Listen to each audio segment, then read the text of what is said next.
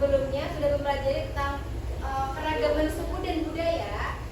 Hari ini kita akan melanjutkan bab selanjutnya, yaitu aku berperilaku Pancasila. Tujuan pembelajaran kita hari ini ada 4. Yang pertama, yang kedua,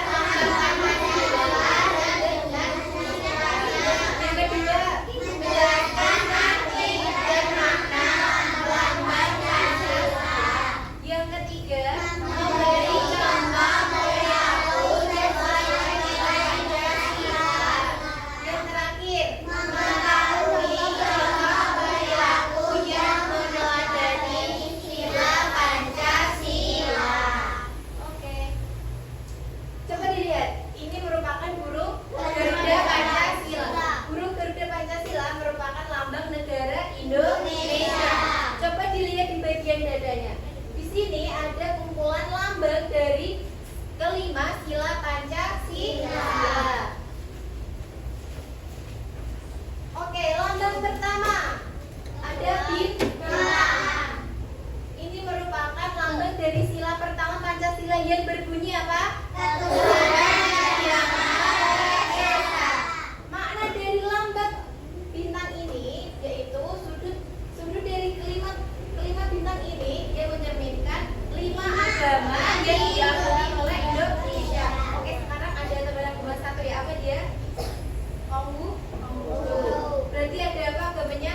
Islam, Kristen, Hindu, Buddha, Katolik. Berarti ditambahin 1 apa? Konghucu. Oke. Lalu bagaimana sikap untuk meneladani sila pertama ini? Sudah disebutkan clue-nya dari awal tadi ya, ketuhanan yang Maha Esa. Berarti berkaitan dengan Tuhan. Apa contohnya?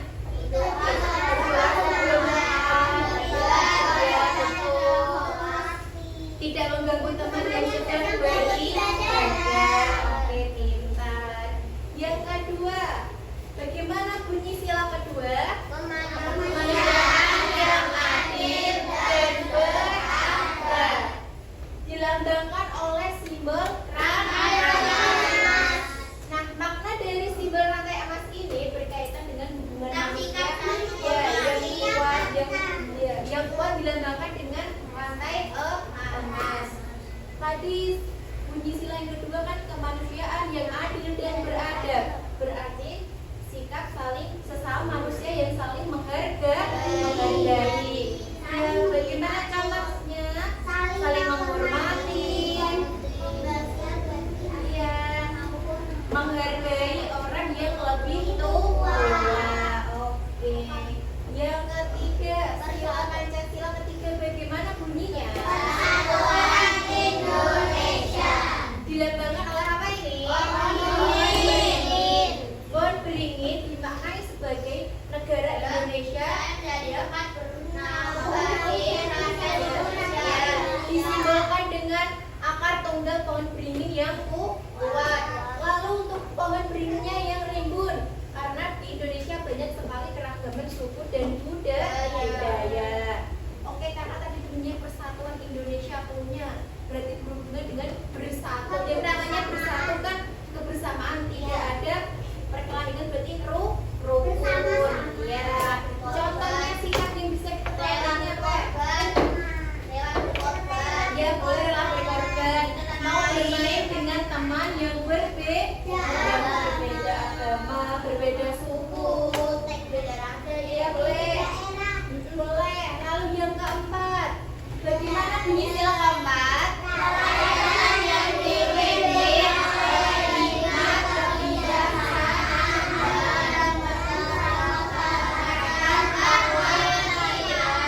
disimbolkan dengan kepala banteng. Makna dari kepala banteng ini diartikan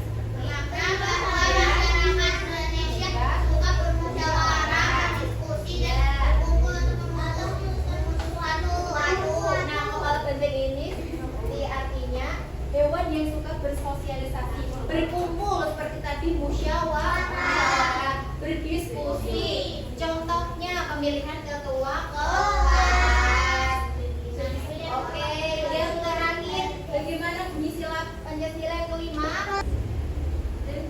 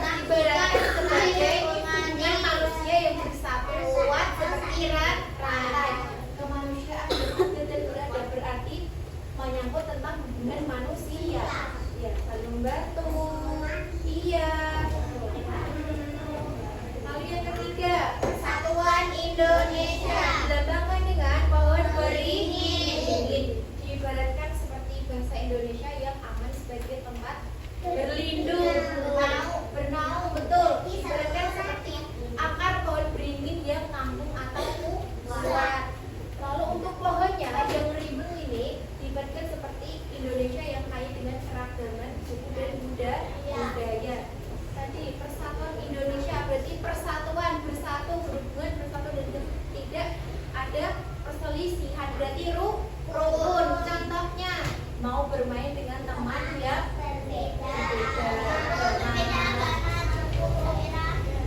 Oke, yang keempat, kerakyatan yang dipimpin oleh hikmat kebijaksanaan dalam permusyawaratan perwakilan. Disimbolkan dengan kepala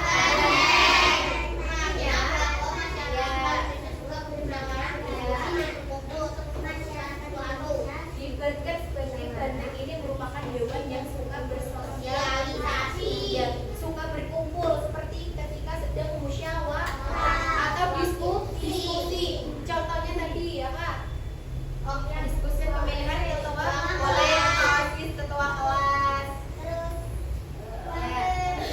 Yang terakhir, keadilan sosial bagi seluruh rakyat Indonesia dilambangkan dengan padi dan kapas, merupakan kebutuhan pokok dari manusia, sandang dan pangan. Karena bahwa keadilan sosial bagi seluruh rakyat Indonesia berhubungan dengan adil dan gotong royong. Ya, ikut membantu membersihkan kelas. Ya. Oke. Sekarang Ibu ada cerita, nanti skip baik-baik ya. Di sebuah kecamatan bernama, maaf ini namanya tidak beneran ya. Di kecamatan Metropolitan ada sebuah SD yang bernama Sekolah Dasar Pelita Harapan. Nah, di SD tersebut ada seorang anak kembar yang bernama Kalula dan Kaluli, yang lebih akrab biasanya disapa oleh Lula dan Luli. Nah, pada suatu hari wali kelas 3 yang bernama Ibu Rania memberi kabar bahwasanya nanti selepas jam istirahat pertama akan ada siswa pindahan baru. Lalu reaksi kelas 3 pun sangat bersemangat menunggu teman baru. Nah, saatlah tiba waktu yang ditunggu-tunggu. Setelah jam istirahat, Bu Rania pun membawa siswa baru tersebut. Siswa baru tersebut bernama Teta. Teta merupakan siswa pindahan dari pedalaman Papua. Setelah Bu Rania memerintahkan Teta untuk duduk di belakang Lula dan Luli, dengan segera pun Lula menghampiri Teta untuk mengajak berkenalan. Lalu berbeda dengan Luli. Luli masih enggan menyapa Teta karena Luli ini beranggapan Teta ini berbeda dengan mereka. Baik. Lalu setelah itu, Bu Rania pun menyampaikan bahwasanya akan ada tugas sekolah yang hanya bisa diakses menggunakan HP dan pengumpulannya 3 hari lagi. Karena latar belakang Teta yang berasal dari pedalaman Papua, Teta pun masih kurang handal mengoperasikan HP. Lalu Teta pun meminta bantuan kepada Luli untuk mengajarkan bagaimana cara mengoperasikan HP. Karena dari awal ini kepribadian Luli ini sangat tidak mudah menerima orang baru, Luli pun menolak membantu Teta untuk menggunakan HP caranya. Nah, melihat hal tersebut, sang kakak Lula pun menegur Luli agar lebih bersikap sopan kepada Teta. Lula pun menjelaskan bahwasanya Teta itu sama juga seperti mereka. Berhenti dulu dari cerita tadi. Yang pertama ada Lula yang membantu Teta menggunakan HP, mencerminkan sila keberapa? Apa alasannya? Karena dia membantu temannya yang kesusahan. Betul, tangan untuk Kaila. Oke, dapat 2. Oke, dilanjut lagi. Oke, keesokan harinya, hari Minggu, sudah menjadi rutinitas si kembar itu untuk bermain di taman kota. Nah, setelah mereka puas bermain di taman kota, ketika mereka akan berjalan kaki pulang, mereka melihat Teta sedang berjalan kaki dengan keluarganya. Lola pun dengan segera menghampiri Teta. Lola pun menanyakan, sedang apa yang dilakukan Lola di sini? Teta pun menjawab bahwa ini hari Minggu hari ibadahku untuk beribadah di gereja bersama keluarga. Ya. Lula pun paham. Setelah paham, dia pun berpamitan untuk segera pergi dan tidak lupa mengatakan hal yang manis. Semoga ibadah kalian lancar ya. Oke, dari situ sikap Lula ini mencerminkan sikap berapa? Karena Teta Lula sedang menyalahkan Teta yang sedang apa?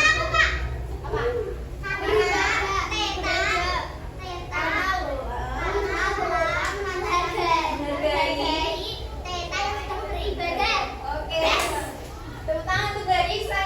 Ya. Dapat dua. Oke, selanjutnya. Selanjutnya, dari awal sikap Luli yang kurang baik kepada Teta tadi, sang kakak menegur adiknya Luli. Iya. Ketika pulang malam harinya, sebelum mereka tidur, Lula pun menyempatkan untuk mampir di kamar Luli. Lula pun menegur kembali bahwasanya tidak boleh bersikap sedemikian rupa kepada Teta. Lula pun menjelaskan kepada adiknya bahwa kita semua di negara yang sama tetap menjadi hal yang sama, tidak berbeda. Setelah Luli mendengarkan penjelasan dari sang kakak Lula, Luli pun terdiam dan merenung memikirkan. Lalu keesokan harinya, sebelum jam pelajaran dimulai dan bulannya sebelum masuk ke kelas, Luli dengan malu-malu pun menghampiri Teta. Dia menawarkan, bagaimana? Apakah sudah bisa menggunakan HP? Teta pun menjawab, bisa, tapi belum sepenuhnya handal. Apakah kamu nanti mau aku ajari? Tawar Luli seperti itu. Lalu dengan semangat pun Luli mengajari Teta. Setelah mengajari, mereka bersama mereka mengobrol. Ketika jam istirahat tiba, mereka memainkan permainan olahraga. Sebelum Lula mengajak Teta ini terlebih dahulu, Luli sudah terlebih dahulu mengajak bermain Teta. Sikap Luli ini mencerminkan perilaku ketiga. Karena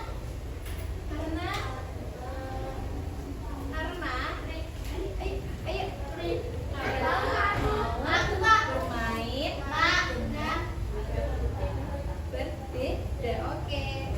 Nanti namanya Mas siapa? Berdua. Oke. Selanjutnya, bel masuk pun berbunyi. Budania memberikan tugas berkelompok dengan jumlah 3 anggota. Karena jumlah mereka pas, mereka pun memutuskan untuk menjadi satu anggota kelompok. Namun sebelum itu, mereka pun harus memutuskan siapa yang akan menjadi ketuanya. Lalu sebelum itu, Teta pun menyarankan, bagaimana kalau kita diskusi untuk menentukan siapa yang akan menjadi ketua kelompok kita. Oke. Sikap Teta tadi mencerminkan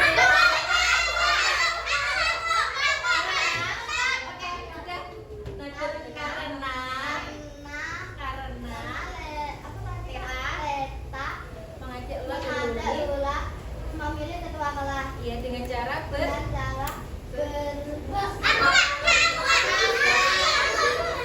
berdiskusi. Oke. Selanjutnya, akhirnya ketua kelompoknya pun terpilih Lula yang menjadi ketuanya. Setelah Lula menjadi ketuanya, Lula pun membagi tugas dengan adil. Setelah membagikan tugas dengan adil, mereka pun mengerjakan tugas dan tempat waktu dikumpulkan. Oke, yang terakhir tadi sikap Lula mencerminkan silakan. Ya, karena Lula. Iya. Karena Lula membagikan tugasnya dengan adil. Betul. Sudah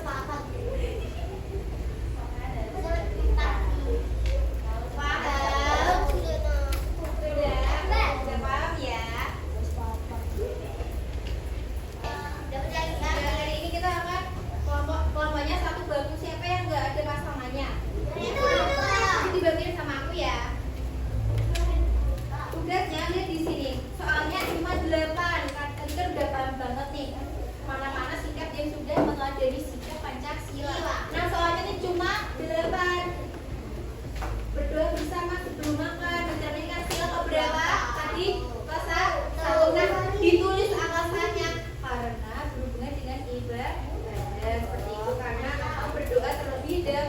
Oke,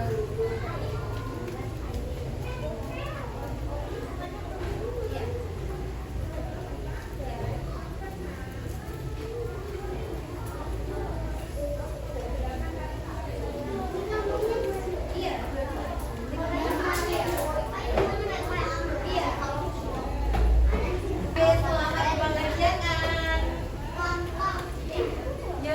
Yang bingung boleh langsung tanya.